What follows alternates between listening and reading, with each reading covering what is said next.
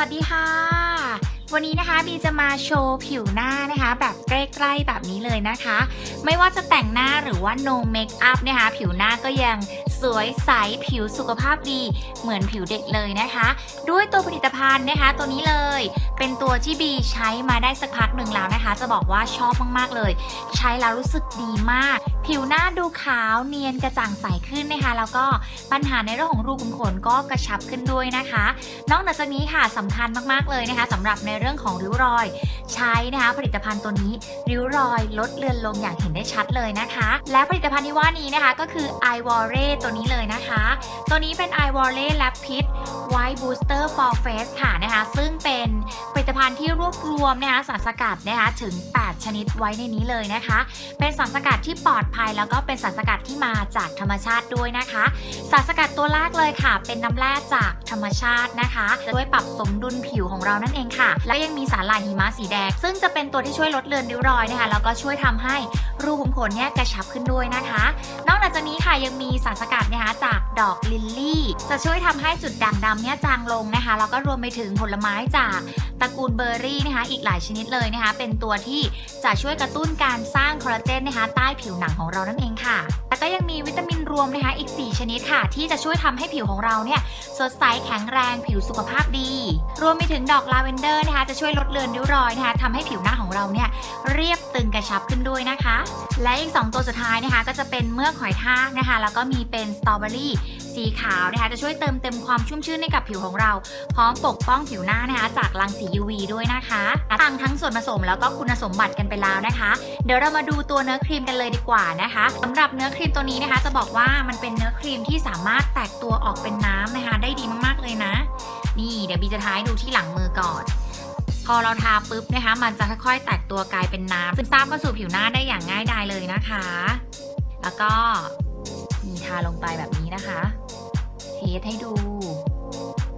เห็นไหมคะว่ามันทาง่ายเกลี่ยง่ายมากๆแล้วก็ซึมเข้าสู่ผิวหน้าได้อย่างง่ายดายเลยชุ่มชื่นหลังจากที่เราใช้เลยนะคะเลิศมากๆเลยค่ะนะคะใครที่สนใจก็ไปหามาลองใช้กันดูนะคะกับ IVORE ตัวนี้เลยนะคะ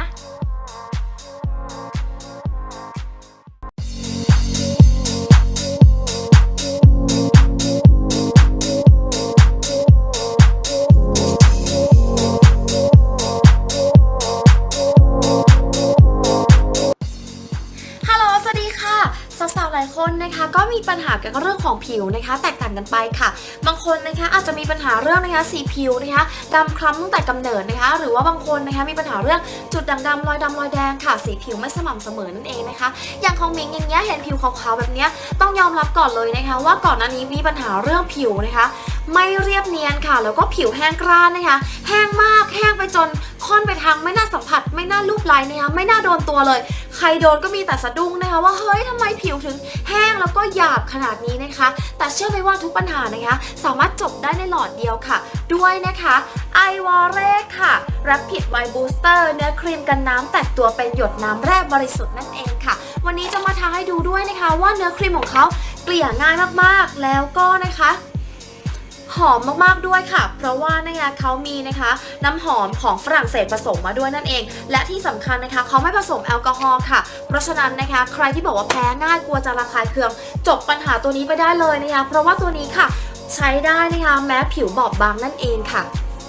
IVORE ตัวนี้นะคะเป็นสูตรที่คิดค้นโดยเภสัชกรและนักวิจัยที่ได้รับเหรียญทองในระดับนานาชาตินะคะคัดสรรส่วนผสมที่ดีที่สุดนะคะเพื่อให้เนื้อครีมที่ดีที่สุดนะคะเห็นไหมว่าถูๆไปนะคะเนื้อครีมจะแตกตัวเป็นน้ำแร่บริสุทธิ์นะคะอย่างที่ชี้ให้ดูเมื่อกี้เลยค่ะด้วยแหล่งนะคะอาหารผิวนะคะทั้งนะคะสกัดมาจากลิลลี่สตรอเบอรี่ขาวนะคะเบอร์รี่คอมเพล็กซ์นะคะจึงเพิ่มความเข้มข้นมากกว่าเนื้อครีมปกตินะคะรวมไปถึงสาหร่ายหิมะแดงและเมือกหอยทากสีทองด้วยนะคะเห็นความแตกต่างไหมขาวขึ้นอย่างเห็นได้ชัดเลย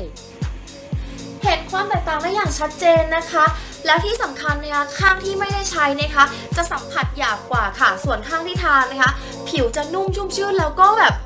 มันลื่นอย่างเห็นได้ชัดเลยแล้วก็รู้สึกเลยว่าผิวนะคะสามารถกักเก็บน้ำได้เพราะว่าผิวดูอิ่มน้ำนะคะดูเปล่งปลั่งแล้วก็ชุ่มชื่นจริงๆค่ะที่สำคัญนะคะตัวนี้นะคะเขาใช้เทคโนโลยีนะคะนาโนในการผลิตด้วยเพราะฉะนั้นนะคะ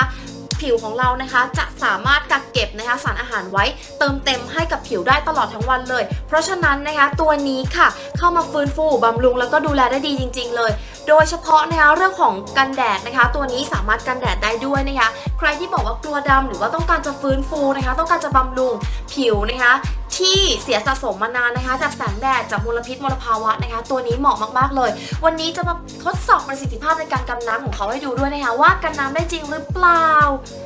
นี่เห็นไหมเทน้ำไปนะคะให้ดูใกล้ๆว่าน้ำนะคะไหลผ่านหมดเลยต่อให้ถูนะคะเนื้อครีมนะคะก็ไม่มีหลุดนะคะเพราะว่ากันน้ำกันเหงื่อค่ะได้ตลอดทั้งวันเลยถ้าเกิดใครสนใจนะคะอยากจะมีผิวที่ขาวใสขึ้นนะคะภายใน3นาทีแบบนี้นะคะแล้วก็เนียนนุ่มชุ่มชื่นนะคะแล้วไม่ได้ขาวเฉพาะตอนทานนะคะตัวนี้เขาเข้ามาบำรุงดูแลผิวได้อย่างล้ำลึกนะคะเพราะฉะนั้นคนที่ใช้อย่างต่อเนื่องนะคะผิวจริงๆก็จะขาวขึ้นด้วยค่ะโดยเฉพาะถ้าเกิดใช้ต่อไปเป็นเดือนนะคะตัวนี้จะขาวขึ้นอย่างเห็นได้ชัดเลยถ้าใครสนใจนะคะหมิงแนะนำเลยจริงๆนะคะอันนี้ขอแนะนำจริงๆนะคะตั้งแต่เกิดมาไม่เคยรีวิวแล้วก็ชื่นชอบอะไรขนาดนี้เลยอันนี้ขอแนะนำจริงๆนะคะสำหรับ IVORE นะคะ Rapid White Booster หลอดนี้ค่ะ